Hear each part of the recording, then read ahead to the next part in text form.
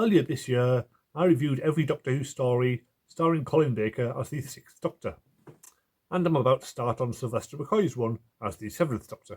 But I've been using the intervening time to read 3 novels set in the gap between the 2 eras. They're all written by Gary Russell, and they make up a loose trilogy fleshing out the relationship between the Sixth Doctor and Mel. All of them are somewhat flawed, but they're an interesting read, and they give you a sense of what this TARDIS team might have been like if they'd had a whole season together. First up is Business Unusual from 1997. This starts sometime after the trial of the Time Lord. The Doctor has dropped the future version of Mel off to meet back up with his future self, and is now desperately trying to avoid meeting her for the first time, supposedly so he can avoid having to become the Valyard, but there is a clear subtext that he just doesn't want to start travelling with her, so that's rather fun. Of course, fate brings them together in Brighton in 1989. A large part of the book goes into Mel's background. We meet her family and friends and see her at work, so we end up knowing more about her private life than just about any other companion from the classic series, which feels a bit weird. Of course, none of this is ever mentioned on screen, as it was all written many years later, but it will be interesting to go back and watch Mel's final few stories, and with this extra knowledge about her background. She's still a very annoying character, but this book makes her a lot more three-dimensional. The Sixth Doctor is every bit as pompous and arrogant as he was on screen, but it is quite refreshing to see him in a contemporary setting.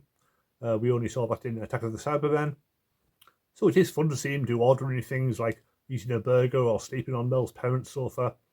It feels more in line with the 2005 reboot era than the 1980s.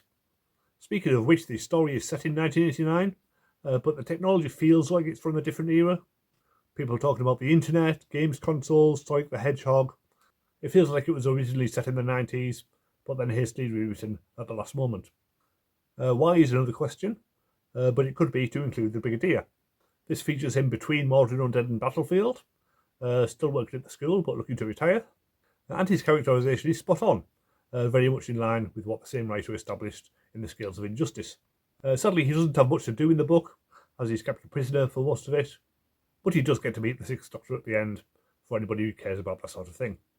This is in many ways a quasi-sequel to the Scales of Injustice. Several characters come back from there.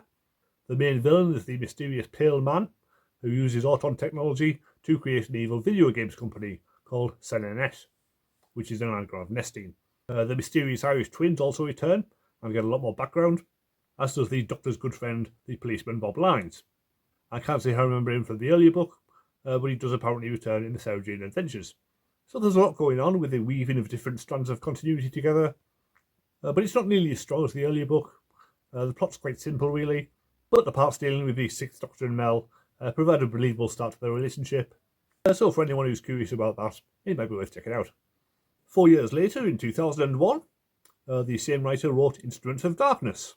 By now, Big Finish had started to release their audio adventures, where the Sixth Doctor travelled with Evelyn Smythe, and Gary Russell worked on them, so he decided to incorporate them into the continuity of the books as well.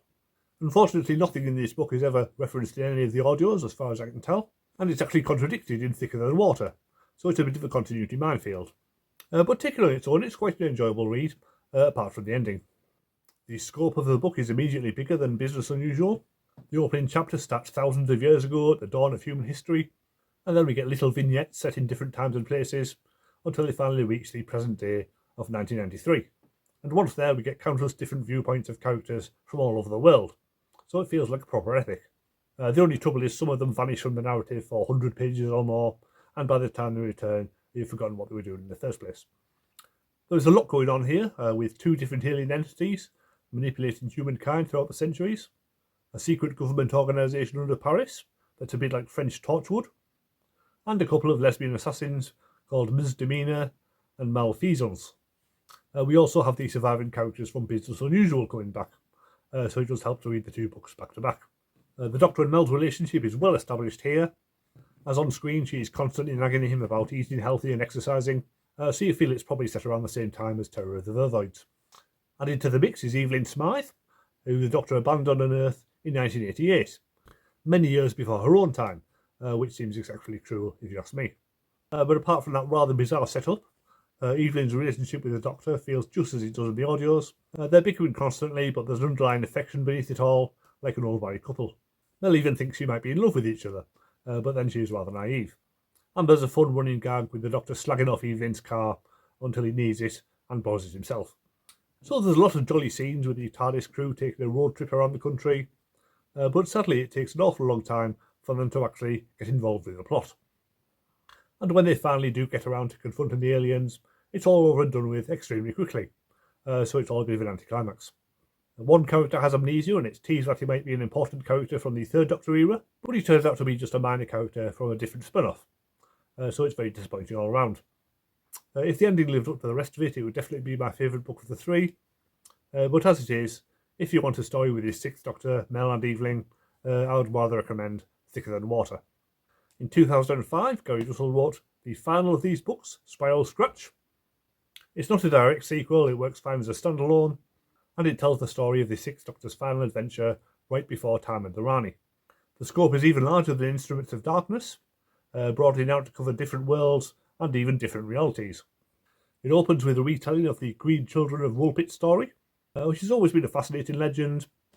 It initially doesn't seem to have anything to do with the story, but it turns out to be extremely important once you get much further in. We also get subplots featuring a Romanian scientist fleeing the communists, and an English aristocrat with his 16-year-old daughter, both of which are subplots for a long time before they become relevant to the main story. Structurally, it's the most ambitious of the three books, but it does mean you need to read it a few times before you can really figure out everything that's going on. When the Doctor and Mel finally appear, their relationship is a lot more relaxed than it was on screen. They've clearly been travelling together for a while and are much more comfortable with each other than we saw in Their Voids. So it's good to see that their relationship eventually moves on from that point. The multiverse aspects are teased from their first scene, when several different versions of the Doctor and Mel invade the TARDIS control room. It's all told from Mel's point of view, and her utter confusion is a lot of fun. The Doctor and Mel visit his old friend Rumus at the Carsus Library, and find out the fabric of reality is being threatened by extra-dimensional beings called lampreys, who eat time and devour multiverses. It's an appropriately apocalyptic threat for this Doctor's final adventure, and we get several sequences showing lampreys attacking planets on different levels of reality with their distinctive pulse beats. Several different versions of the regulars are introduced, often with no warning, so it could be several pages into reading a scene about the Doctor and Mel before you realise it's a completely different version than the one you thought it was. I'm not sure if that's a clever technique or just annoying. There's one version where Mel is a Roman slave called Melina, and another where she's half Silurian. It's really interesting to get these little glimpses of different realities. Doctor Who doesn't usually do that sort of thing. It would have been interesting to spend more time with these alternate Mels. Instead, there's a really weird subplot where our version of Mel discovers that she's been repressing the memory of accidentally killing her own sister when she was 18 months old. I'm not really sure it adds to our understanding of Mel's background. Feels like more the sort of thing Ace would have done. The finale has numerous alternate versions of the Sixth Doctor and his various companions, including Evelyn and Frobisher the Penguin, as they all come together to take down the lampreys. There's a lot of incomprehensible technobabble leading up to it, but the ending itself is strong enough, with the Doctor using up all of his energy to save reality. And it makes much more sense that that's the reason he was generated, rather than just a brief buffeting around in the TARDIS. It all ends right where Time and the Rani begins. Obviously none of this is referenced in that story, but it's going to be interesting rewatching it, knowing that the Doctor's just saved the entire multiverse, and Mel's dealing with the trauma of accidentally killing her sister. So I'll be looking out for any sign that they may be affected by these events. Overall, none of these novels are really essential reading. There's either not enough plot or too much. The endings sometimes work and sometimes don't. But the through line of the Doctor's relationship with Mel is always strong, and you come out of it feeling a lot better about them than you did just watching their screen adventures. So if that's what you're after, then they might be worth a look. Thanks for watching. I will be reviewing more Doctor Who books in the future. Once I've rewatched all of the 7th Doctor era, I plan on rereading the New Adventures novels. I figure I can read one a month, and then maybe review them in batches of 3 or 4, like this video.